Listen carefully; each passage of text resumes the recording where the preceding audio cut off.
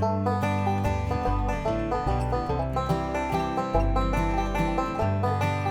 is Bella.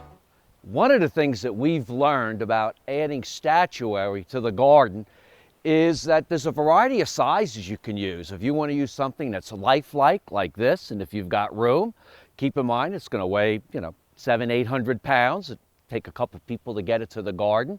But we've added lots of statuary in a garden. We've even put in sitting benches, large containers, bird baths.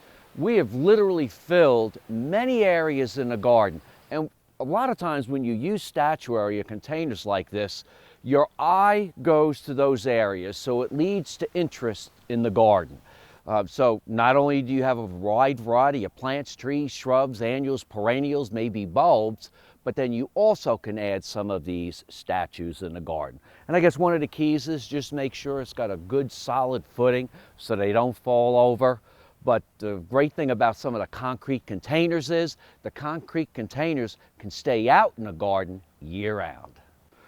One of the advantages is, since they're so heavy duty in the way that they're constructed, that they don't crack. Like the clay pot right next to me here, you have to bring that in every year or it will freeze, crack, and break.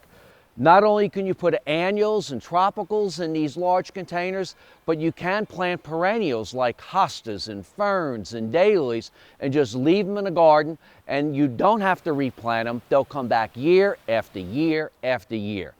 We all like to attract birds in our garden. Not only do we feed them, but we also need to provide water for our birds. Bird baths are a great way to provide water. You can have bird baths on pedestals, or many birds like the bird baths right on the ground.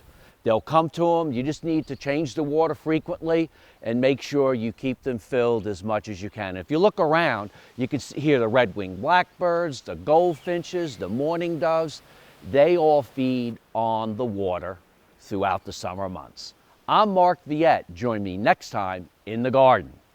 For more garden tips, go to inthegardenradio.com.